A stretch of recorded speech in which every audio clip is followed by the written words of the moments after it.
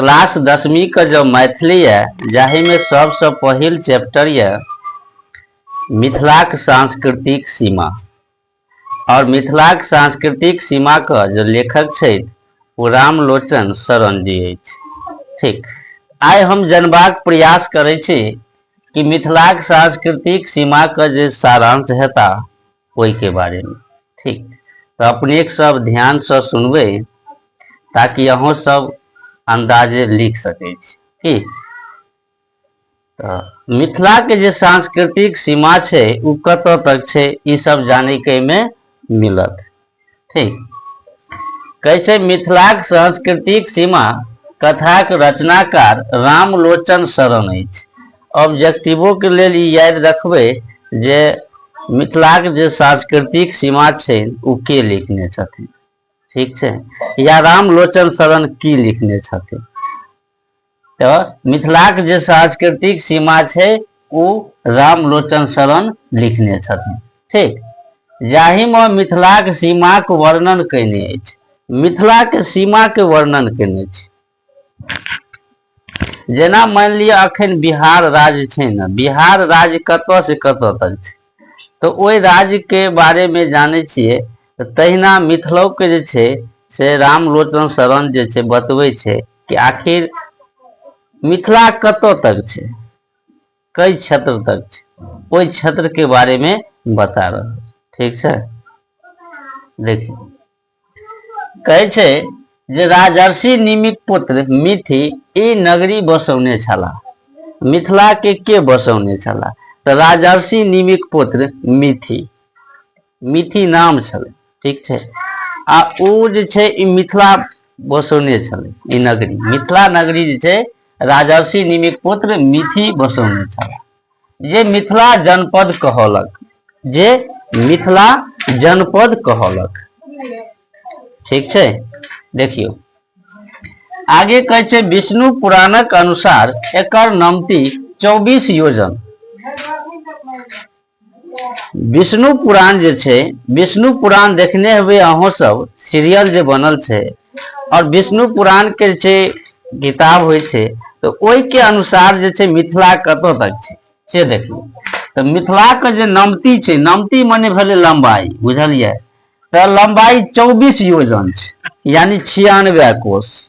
लंबाई कते छै? 24 योजन यानी 96 कोस छै, बुझलिए। तकर बाद जे छै आ चक्राई, चक्राई जाने छिए अहाँ चौड़ाई के। मिथिला के जे चौड़ाई छै 16 योजन यानी 64 कोस छै। ई विष्णु पुराण के रामायण विष्णु पुराण के अनुसार छै। ठीक छै, मिथिला के लंबाई और मिथिला के चौड़ाई। कोसी से गंडकी धरी लंबाई, कोसी नदी से लक गंडक नदी तक जे छै उ लंबाई में आवे छै। तकर बाद हिमालय से गंगा तक चौड़ाई में आवे छै, हिमालय से लक गंगा तक चौड़ाई में आवे छै। चंदा झा के मिथिला रामायणक अनुसार देखियो ई भेल विष्णु पुराण के अनुसार मिथिला के लंबाई।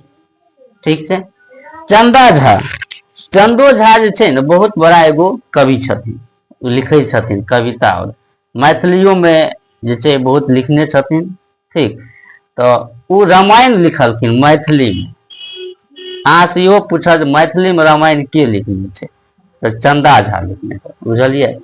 आ मैथिली में जे रामायण लिखलखिन तो ओई में जे छै मिथिला के चौहद्दी यानी मिथिला कतौ तक छै सेहो बतौने छै। देखियो गंगा बहती जनिक दक्षिण, गंगा जे छै दक्षिण में बहे छै, यानी कि चंदा झा के अनुसार जे छै दक्षिण में गंगा, दिस पूरब कोशिक धारा, और पूरब दिशा जे छै कोसी नदी के धारा बहे छै, यानी पूरब में कोसी आ दक्षिण में गंगा। पश्चिम बहती गंडकी, पश्चिम जे छै से गंडकी नदी बहे छै।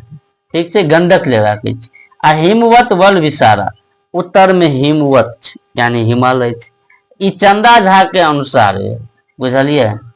चलो तकर बाद देखियो लिंग्विस्टिक सर्वे ऑफ इंडिया में मिथिला के पश्चिम में पश्चिमी सीमा देखियो। मिथिला के जो पश्चिम सीमा छै यानी मिथिला के पश्चिम में की भेलै तो और आगू बढ़ गेलै।